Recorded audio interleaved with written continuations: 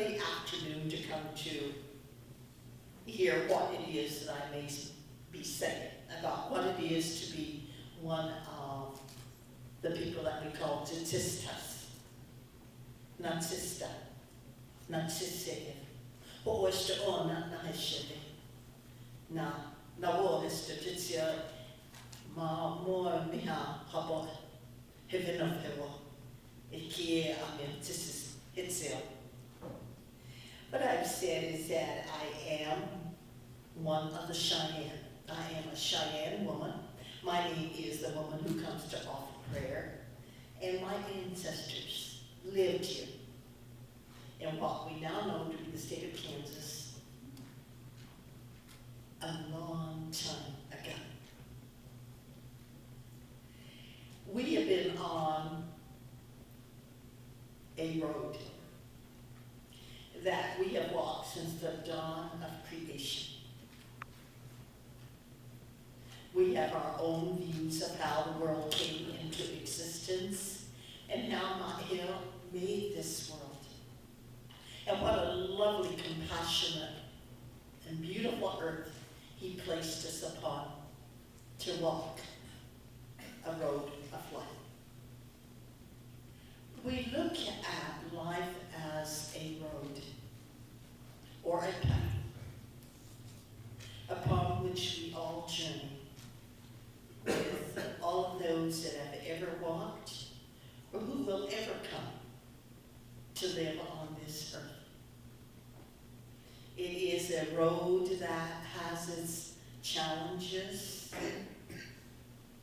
It has its road that it is a road that I'm very familiar with in terms of what it is to be one of those hearted alike people, which is the rough equivalent translation of statistas, which is a variation of the form statistas, which means those alike.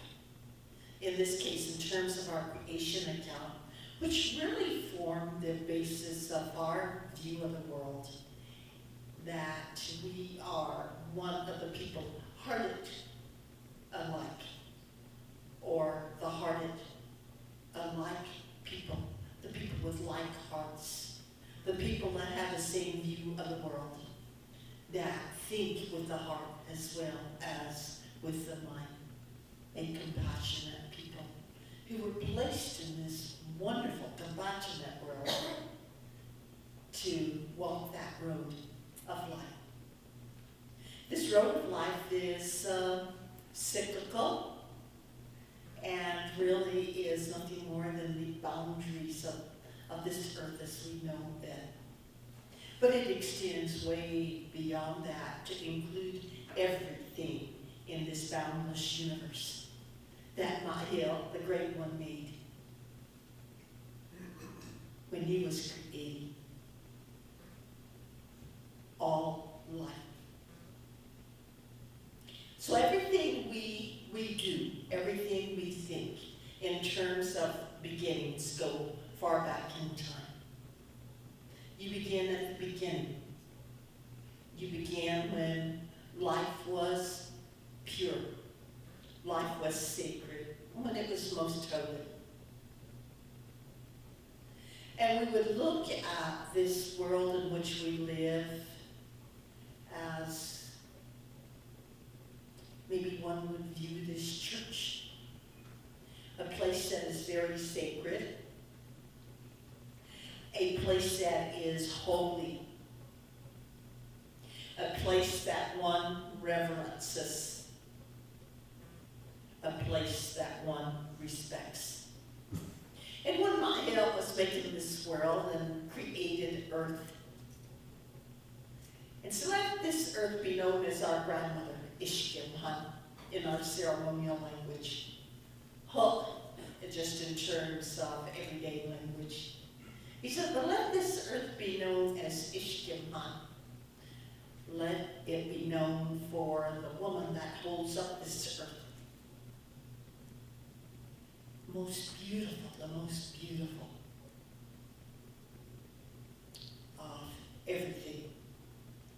was brought into existence. As the people hearted alike, we love this land to which we are very closely attached. Land or earth. Land that gives us life. Land that supports our feet. Land that provides us with all of the resources that we need with which to live. Land.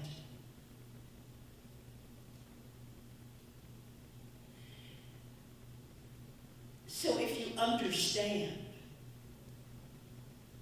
our view of this great and wonderful earth or land, as we might call it, then you can understand how we wanted to keep it, how we wanted to maintain our hunting grounds, how we wanted our children to know and to love this good earth, how we wanted to keep it holy because that was where we had buried our ancestors, made holy because places on this earth are their final resting places.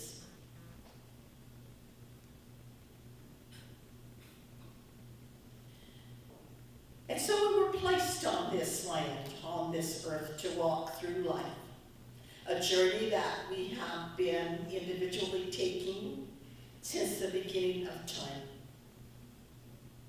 A road that we have walked, a road with which our thinking is governed by being one of the hearted-alike people. Governed by being able to think not just with the mind, and solely with the mind, but being able to think with the heart. The kind of thinking that results in compassionate, loving, respectful people who want nothing more than to have peace, to be at peace. The same way that we want it today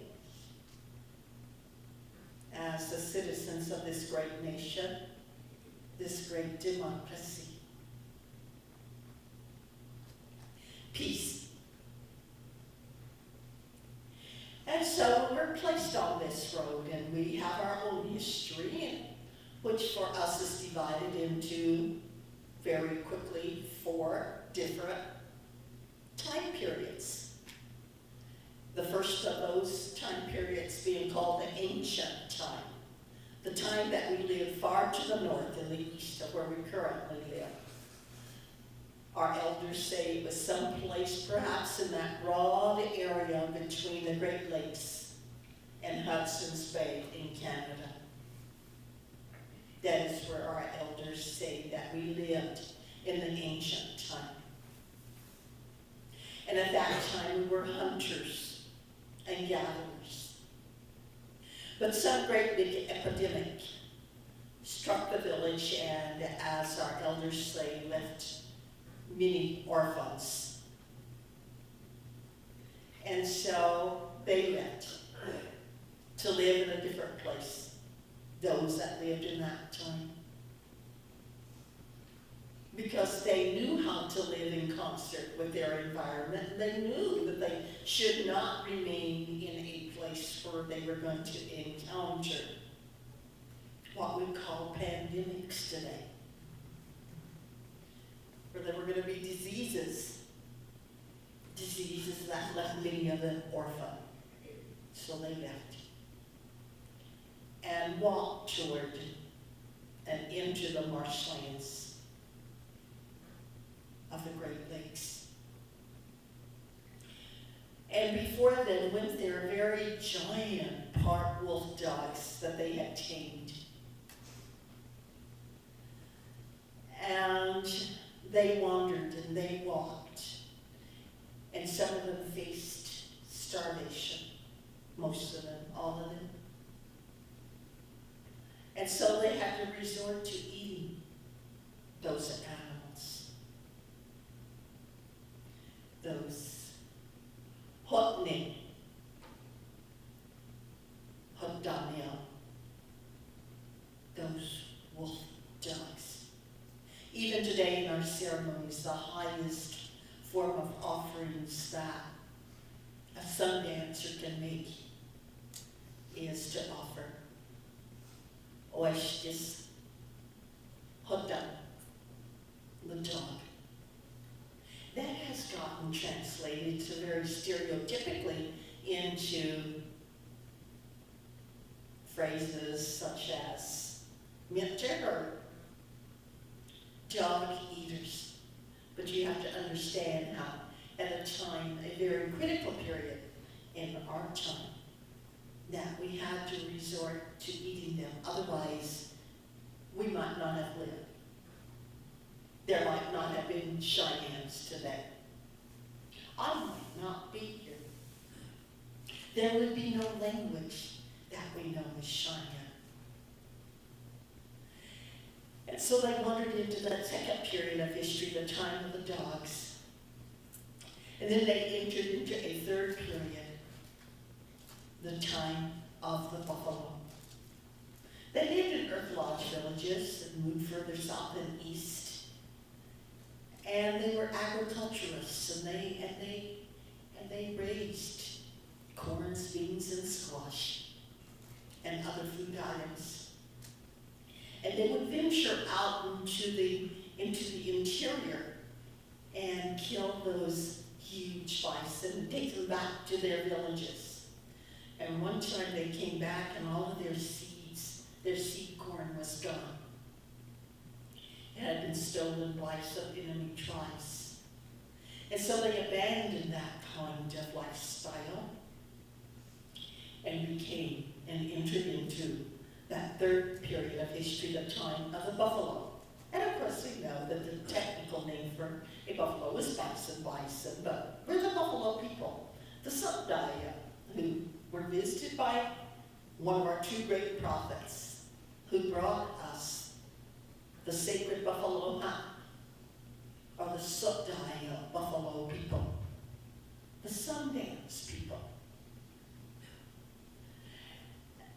And we wandered out further and further into the plains and finally came yet to another animal that we had been told about by another one of our great prophets called Sweet Medicine. Both erect horns and Sweet Medicine had been sent to us by Machia to help us survive. They came to us at a critical time again in our history when we were facing starvation and extinction. Sweet Medicine brought us our most holy of medicine bundles, the arrow bundle. 4 arrows, and they have to do with our male ceremony, and as a female, I can't really say much more than that. But those 4 arrows are the greatest resource that we have as a peoples today against starvation and extinction. They are renewed every year. They are kept by the Cheyennes who live on the southern plains of Oklahoma. The other medicine bundle is kept in the north by our kinspeople, the northern Cheyennes.